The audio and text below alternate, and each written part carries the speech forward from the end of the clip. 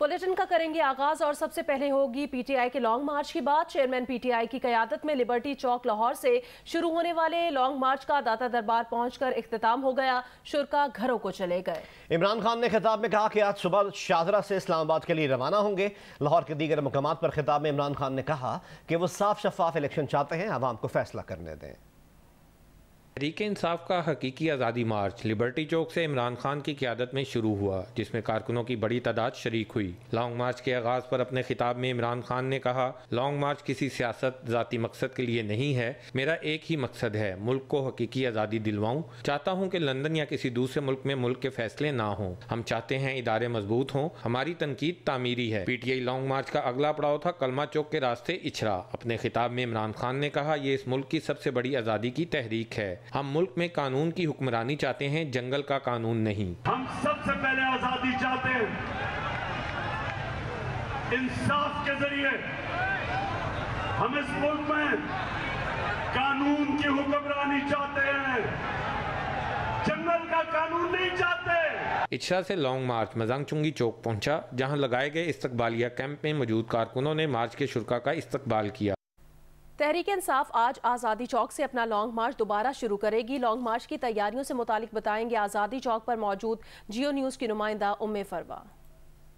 तहरीक इंसाफ का लॉन्ग मार्च का आगाज़ हो चुका है और एक रोज़ गुजर गया है और आज दूसरा रोज़ है। और जिस तरीके से तहरीक इंसाफ की जानिब से बताया गया था कि कल आज़ादी मार्च का जैसे ही आगाज़ होगा तो वो रात गए तक आज़ादी फ्लाईओवर के ऊपर जो है वो रिहाइश अपनी रखेंगे, यानी वहाँ पे स्टे करेंगे। और उसके बाद जो है दूसरे दिन दोबारा से लॉन्ग मार्च का आगाज़ होगा।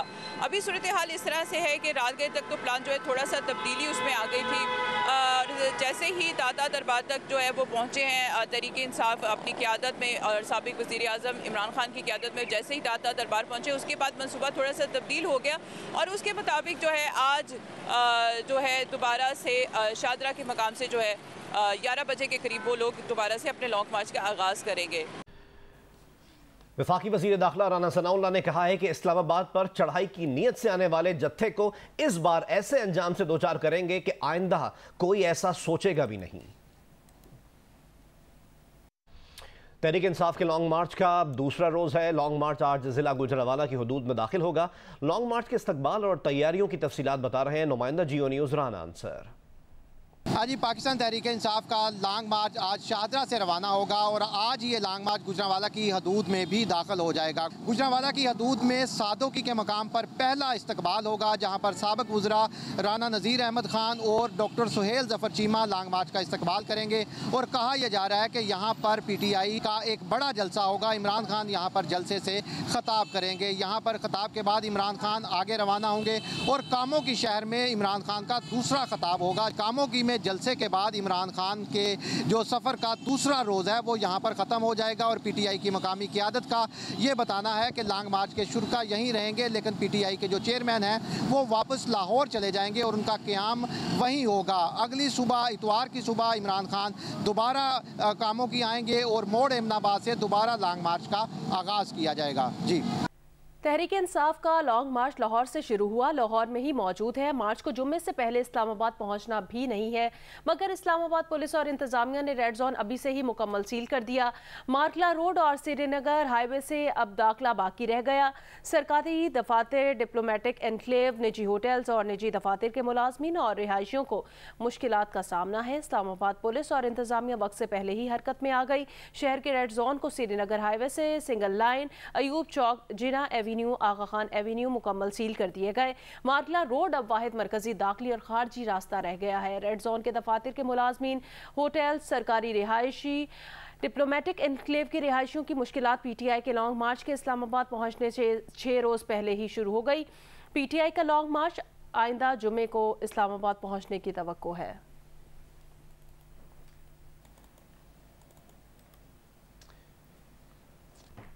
T20 वर्ल्ड कप में पाकिस्तान टीम अपना तीसरा मैच इतवार को नीदरलैंड्स के खिलाफ पर्थ में खेलेगी, जहां टीम आज ट्रेनिंग करेगी।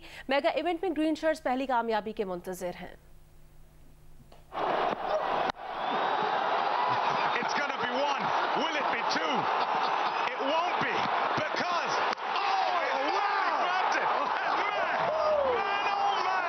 वर्ल्ड कप में टीम पाकिस्तान अपनी पहली कामयाबी की तलाश में है। अब तक 2 मैचेस खेले हैं और शिकस्त का मुंह देखना पड़ा है। पहले मैच में भारत के खिलाफ शिकस्त हुई, फिर जिम्बाब्वे ने तारीखी कामयाबी हासिल करके टीम पाकिस्तान को मुश्किल में डाल दिया। ग्रीन शर्ट्स अपना अगला मैच नीदरलैंड्स के खिलाफ इतवार को खेलेंगे, जिसकी तैयारी के लिए खिलाड़ी वाक़ा में ट्रेनिंग करेंगे। इसके बाद fast bowler Haris Rauf media से गुफ्तगू करेंगे। इससे पहले जुमेरात के रोज DG ISPR lieutenant general Babar Iftikhar ने कहा था शहबाज गिल की गिरफ्तारी के फौरी बाद ARY के CEO सलमान इकबाल ने अरशद शरीफ को बैरून मुल्क भिजवाने के लिए senior executive vice president Amad Yousuf को हिदायत दी। अरशद शरीफ पेशावर से 10 अगस्त को दुबई रवाना हुए। खैबर पख्तूनख्वा हुकूमत ने अरशद शरीफ को एयरपोर्ट तक मुकम्मल प्रोटोकॉल दिया। अरशद शरीफ कत्ल केस में ARY के सलमान इकबाल का नाम बार बार आ रहा है। सलमान इकबाल को वापस लाकर शामिल तफ्तीश करना चाहिए। ARY चैनल ने बिलखसूस पाकिस्तान आर्मी और लीडरशिप के हवाले से एक झूठे और साजिशी बयानिए को फ़रोग देने में स्पिन डॉक्टर का किरदार अदा किया और एजेंडा सेटिंग के जरिए फ़ौज के खिलाफ एक मखसूस बयानिए को परवान चढ़ाया। नेशनल सिक्योरिटी कमेटी की मीटिंग्स और एलामिये को गलत अंदाज में पेश किया गया। हत्ता कि दूसरी NSC मीटिंग में असद मजीद साहब के हवाले से मन घड़त खबर भी चलाई गई। मुतनाज़ा स्पेशल ट्रांसमिशन के हवाले से जब ARY न्यूज़ के senior executive vice president Amad Yousuf से तहकीकात की गई तो मालूम हुआ कि ARY के chief executive officer mister Salman Iqbal ने शहबाज गिल की गिरफ्तारी के फ़ौरन बाद अमाद यूसुफ को हिदायत दी कि अरशद शरीफ को जल्द अज जल्द पाकिस्तान से बाहर भेज दिया जाए। 10 अगस्त को अरशद शरीफ बादशाह खान इंटरनेशनल एयरपोर्ट पेशावर से एमिरेट्स इंटरनेशनल की परवाज़ EK 637 के जरिए सुबह 6:10 पर दुबई के लिए रवाना हुआ। Chief minister secretariat Khyber Pakhtunkhwa के स्टाफ ने ही तमाम काउंटर्स पर अरशद शरीफ की मुआवनत की और उन्हें फ्लाइट तक पहुंचाया। अरशद शरीफ UAE से कीनिया की जानिब उस वक्त रवाना हुए जब उनका दुबई का वीज़ा एक्सपायर हुआ। हमारी इत्तला के मुताबिक किसी ने सरकारी सतह पर अरशद शरीफ को दुबई से निकलने पर मजबूर नहीं किया। इन तमाम हालात व वाक़यात में ARY के chief executive officer Salman Iqbal साहब का जिक्र बार बार आता है, लिहाजा उन्हें पाकिस्तान वापस लाया जाना चाहिए और शामिल तफ्तीश करना चाहिए। वज़ीर दाखिला राना सनाउल्लाह ने कहा इलेक्शन की तारीख पर बातचीत हो सकती है, जो हम कहेंगे और जो ये कहेंगे दोनों चीज़ें नहीं मानी जाएंगी, दरमियानी रास्ता निकालना होगा। इमरान नियाजी अपना रवैया सियासतदानों वाला रखें तो इससे बात हो सकती है। जियो न्यूज़ के प्रोग्राम आज साजिब खानजादा के साथ में बातचीत करते हुए राना सनाउल्लाह ने मजीद कहा कि हमने अपने कारकुनों को कह दिया है कि इमरान खान जहां कहीं भी नजर आए घड़ी चोर के नारे लगाएं। ये चोर चोर कहना बंद कर दे तो हम भी इसे घड़ी चोर कहना बंद कर देंगे। मजीद कहा कि इख्तिलाफ राय का एहतराम नहीं करेंगे तो जमहूरियत नहीं चल सकेगी। ये जो है ये सियासतदानों वाला रवैया अपनाएं, ये एक जमहूरी रवैया जो है वो अपनाएं। हर वक्त दूसरों को गालियाँ देना, हर वक्त ये कहना कि हिज़्ब इख्तिलाफ या मुखालिफ सियासतदान जो हैं वो सारे चोर हैं, वो सारे डाकू हैं, उनको मैं छोड़ूंगा नहीं, इनको मैं रहने नहीं दूंगा, इनके साथ मैं बैठूंगा नहीं, मैं इनके साथ बैठने की बजाय मैं मर जाना पसंद करूंगा।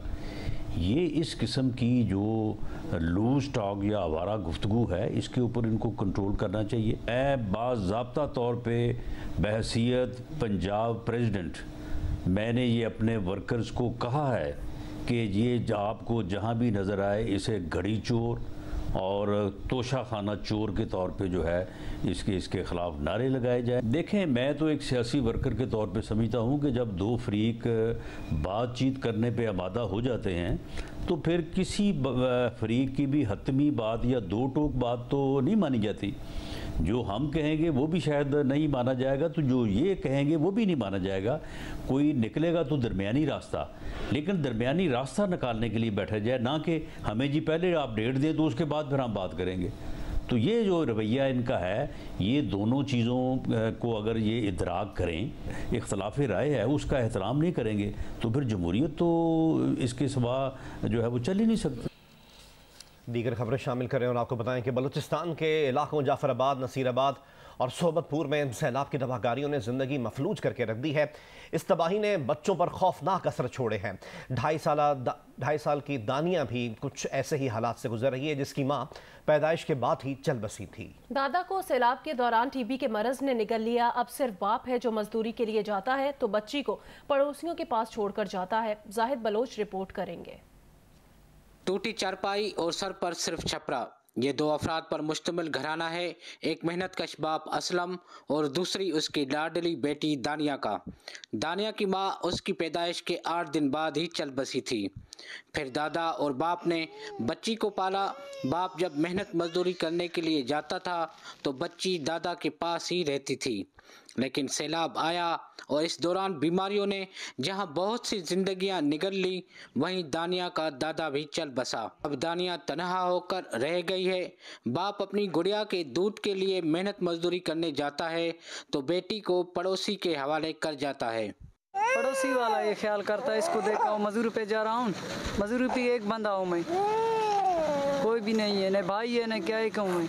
जाफराबाद के गांव दुरानी लहड़ी में मुकीम दानिया का मुख्तसर घर बस यही चारपाई है। बाप परेशान है कि सर्दी सर पर आ गई है, गुजारा कैसे होगा। मजदूरी करते हैं, 500 मजदूरी होता है, अब इसका दूध का करूं या घर का खर्चा करूं। सैलाब मुतासरीन को मौसम के बायस सख्त मुश्किलात का सामना है। मासूम दानिया जैसे हजारों बच्चे जिंदगी के मुश्किल तरीन हालात से गुजर रहे हैं, जिनकी मदद के लिए सबको आगे आना होगा। कैमरामैन आसिम अली के साथ जाहिद बलोच, जियो न्यूज़, जाफराबाद, बलूचिस्तान। राजनपुर में सैलाब को गुजरे 2 माह का अरसा हो गया। अब सर्दी बढ़ने से मुतासरीन ने सैलाब की मुश्किलात भी बढ़ गई हैं। इमदादी कार्रवाइयाँ सुस्त रवि का शिकार हैं। हुकूमत की जानिब से घरों के नुकसानात का सर्वे मुकम्मल होने के बावजूद मुतासरीन को इमदाद में ताखीर से परेशानी का सामना है। मजीद बताएंगे इलियास रजा।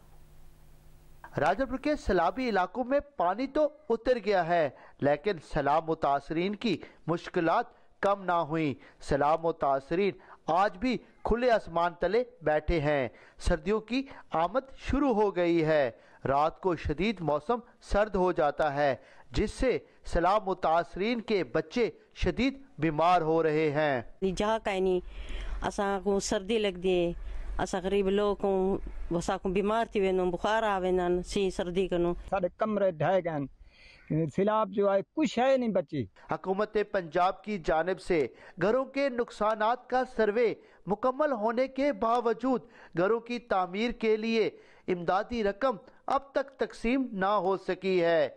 अक्सर मकामात पर सर्दी से बचने के लिए मुतासरीन अपने घरों की तामीर कर रहे हैं। अभी तक कुछ नहीं, मुंतज़िर हैं हुकूमत के भी कोई चीज़ आए हमें दे, हम जब से सैलाब कुछ नहीं मिला। मुतासरीन का कहना है कि हुकूमत सैलाब मुतासरा इलाकों में फौरी इमदादी कार्रवाइयाँ तेज करे। इलियास रजा, जियो न्यूज़, राजनपुर। डिविजनल इंतजामिया ने समाजी तंजीम के ताउन से सैलाब मुतासरीन को सर्दी से महफूज रखने के लिए गर्म कपड़ों की तकसीम शुरू कर दी है। खैरपुर से हमें रिपोर्ट करेंगे यासिर फारूकी। बरसात और सैलाब मुतासरीन को तेज़ी से बदलते मौसम और मुख्तलिफ बीमारियों से बचाने के लिए डिवीजनल इंतज़ामिया ने समाजी तंजीम मरकज़ी तंजीमें अराइयाँ के ताउन से गर्म मलबूसात की तकसीम का आगाज़ कर दिया। कमिश्नर सखर गुलाम मुस्तफ़ा फुल ने खैरपुर, लाड़काना, नौशुरू फिरोज समेत दीगर अजला के मुतासरीन तक गर्म कपड़े पहुँचाने के लिए समाजी तंजीम के ओहदेदारान को बैग्स फराहम किए। मौसम जैसे तब्दील होता है, लोगों को जो घरों से बाहर हैं, जो इस सिलसिले को फेस कर रहे हैं, उनके लिए सर्दियों के हवाले से कंबल, कपड़े, ड्रेसेस जो सर्दी के मौसम के हवाले से मुनासबत रखते हैं, उनकी बहुत शदीद ज़रूरत पड़ेगी। फैसलाबाद से ये 40,000 आला क्वालिटी के कपड़े गर्म भेजे हैं, जिनको हम फैमिलीज़ के हिसाब से घरों तक पहुँचाएंगे। समाजी तंजीम पहले मरहले में गर्म मलबूसात के 10,000 बैग्स मुतासरा खानदानों तक पहुँचाएगी। बदलते सर्द मौसम के साथ समाजी तंजीम की जानिब से गर्म कपड़ों की पैकिंग के साथ साथ तकसीम का सिलसिला भी जारी है। यासिर फारूकी, जियो न्यूज़, खैरपुर। कराची मच्छर कॉलोनी में शहरियों के तशद्दुद से जाम बहक होने वाले एमन सईद का ताल्लुक जिला ठट्ठा से था। एमन सईद के वालिद का कहना है कि बेटे को 6 माह पहले नौकरी मिली थी, वीकेंड पर घर आता था, उसका कोई क्रिमिनल रिकॉर्ड नहीं। सबसे अच्छा था, यूनिवर्सिटी से करके आया, ना उसका कोई क्रिमिनल रिकॉर्ड है। अभी 6 माह पहले ही उसे जो है टेली कम्युनिकेशन में जॉब मिली थी, तो वीकेंड पे आता था घर पर और वहीं पर जो है उनके हॉस्टल में रहा करता था। आज हमारे बच्चे के साथ हुआ है, कल किसी और के बच्चे के साथ हुआ, इससे पहले भी औरों के बच्चों के साथ होता रहा है। लोग तशद्दुद करते हैं मुख्तलिफ इल्ज़ाम लगा कर, तो ये मुनासिब नहीं है। आगे बढ़े, आपको बताएं फ़लस्तीन कई दिहाइयों से अपनी बका की जंग लड़ रहा है। इस्तांबुल में इसी हवाले से कॉन्फ्रेंस मुनक्किद की गई, जिसका मकसद फ़लस्तीन में ख़वातीन की मुश्किलात को उजागर करना था। उस्माल करीम की रिपोर्ट। फ़लस्तीन में ख़वातीन और बच्चों के तशवीशनाक इंसानी हुकूक के हालात पर हम सब मरियम हैं नामी ऑर्गेनाइजेशन ने एक कॉन्फ्रेंस मुनक्किद की। इस इदारे की पैटर्न इन चीफ तुर्की की खातून अव्वल एमिने उर्दुगान और उनकी साहबजादी हैं। पाकिस्तान और एशिया की नुमाइंदा डॉक्टर समीहा राहिल काजी हैं। ये असल में फ़लस्तीन कॉज के लिए जो पाकिस्तान की कमिटमेंट है उसके लिए यानी ये कॉन्फ्रेंस काम करती है। इसमें क्रिश्चियंस भी हैं और हमारे साथ जूस भी इसमें शामिल हैं, जो कि ज़ियोनिज़्म के इस पूरे फ़लसफ़े के ख़िलाफ़ हैं और वो अल-कुद्स की ख़वातीन और बच्चों की वेलफेयर के लिए काम करते हैं। कॉन्फ्रेंस में ख़वातीन और बच्चों की तालीम, सेहत, मुख्तलिफ मुश्किलात और उन्हें हल करने के लिए फौरी इक़दामात करने पर जोर दिया गया। जब तक पूरी दुनिया में इस तरह की कॉन्फ्रेंसेस होती रहेंगी, उस वक्त तक फ़लस्तीनियों पर होने वाले मज़ालिम के खिलाफ उठने वाली आवाज़ों को दबाया नहीं जा सकेगा। उस्माल करीम, जियो न्यूज़, इस्तांबुल।